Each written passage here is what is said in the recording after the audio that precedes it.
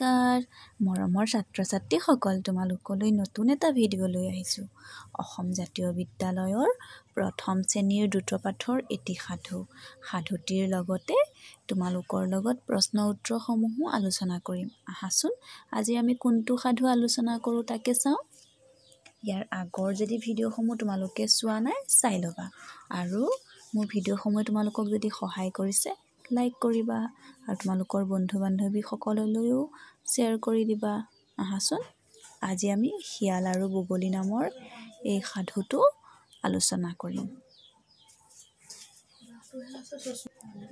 আহাচোন সাধুটোত কিনো আছে তাকে চাওঁ এখন বিলৰ পাৰত এটা বগলী আছিল ওচৰৰ হাবি এখনত থাকে এটা শিয়াল দুয়ো বন্ধু আছিল এদিন শিয়ালটোৱে বগলী বন্ধুক তাৰ ঘৰত এসাজ খাবলৈ মাতিলে বগলীয়েও সাজি কাচি বন্ধুৰ ঘৰলৈ খোজ ল'লে তোমালোকে ফ্ৰেণ্ড বুলি কোৱা ন তোমালোকৰ ফ্ৰেণ্ডবোৰকো তেনেকৈ মাতা ন আহাচোন এতিয়া শিয়াল আৰু বগলীৰ বন্ধু কেনেকুৱা বন্ধুত্ব গঢ়িছে আমি তাকে চাওঁ এটা সময়ত বগলী গৈ শিয়ালৰ ঘৰ পালেগৈ শিয়ালটোৱে আদৰ সাদৰকৈ বগলী বন্ধুক চকীত বহুৱালে ছবিখনত দেখিছা নহয় কেনেদৰে একদম দেখিছানে নাই শিয়ালে একদম বগলীক কি ধুনীয়াকৈ চকীত বহিব দিছে এসময়ত ভিতৰৰ পৰা কাঁহী এখনত মাংসৰ চুৰুহা লৈ আহি শিয়ালে ক'লে খোৱা সখী মাংসৰ চুৰুহা মানে তোমালোকে এই কোৱা যে চুপ বুলি কোৱা নাই চুপ বুলি কোৱা যে তোমালোকে ইংলিছত চুপ বুলি কোৱা ন এনে তোমালোকে শুনিছা চাগে মঙহ বা শাক পাচলি আদি আমি এনেকুৱা বস্তুবোৰ আমি কি কৰোঁ পানীত সিজাই এনেকৈ জোল কৰোঁ ন সেই তাক আমি চুৰুহা বুলি কওঁ পিছে বগলীয়ে খাই কেনেকৈ তাৰ দীঘল ঠোঁটটোৱে বহল কাঁহীত খাবলৈ অসুবিধা হ'ল বগলীটোৰ এই অৱস্থা দেখি শিয়ালটোৱে তোৰ মনত বৰ ৰং সি ক'লে খোৱা সখী লাজ নকৰিবা ভিতৰত আৰু চুৰুহা আছে লাগিলে দিম বগলীটোৱে শিয়ালৰ চলাহী বুজিব পাৰি ক'লে লাজ কিয় কৰিম ডিঙিৰ গুৰিলৈকে উগাৰি উগাৰি খাইছোঁ পাছে আজি তুমি খোৱালা ধোৱালা কাইলৈ মোৰ ঘৰতো এসাঁজ খাবগৈ লাগিব শিয়ালে মূৰ দুপিয়ালে পাছদিনা শিয়াল বগলী ঘৰলৈ গ'ল বগলীয়ে নিজৰ বিলৰ ৰৌ মাছেৰে জোল ৰান্ধিছে মাছৰ গোন্ধ পাই শিয়াল বাপুৰ ভিজা জিভাৰ পানী পৰিল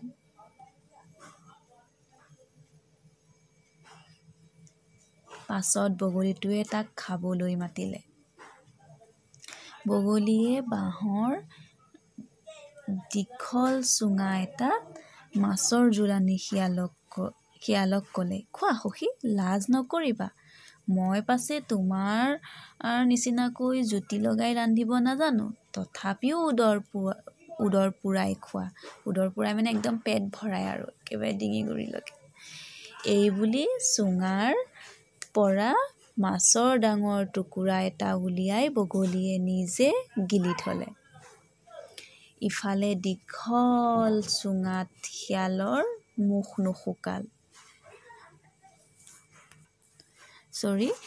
নোসোমাল চুঙাতনো কেনেকৈ সোমাব কোৱাচোন বাৰু শিয়ালৰ চুঙাত শিয়ালে জানো নিজৰ মুখখন চুঙাত ভৰাব পাৰিব উপায় নাপাই চুঙাৰ বাহিৰ ফালেই চেলেক এটা মাৰিলে এইয়া ফটোকপিত চোৱাচোন দেখিছানে ফটোকপিত দেখাইছে কেনেকৈ দেখিছানে বাঁহৰ চুঙাটো চেলেকিছে শেষত লাজে অপমানে শিয়াল ঘৰমুৱা হ'ল শুনিলানে বাৰু সাধুটো কেনেকুৱা ভাল লাগে ন সাধুটোৰ প্ৰশ্নসমূহলৈ যাওঁ আহাচোন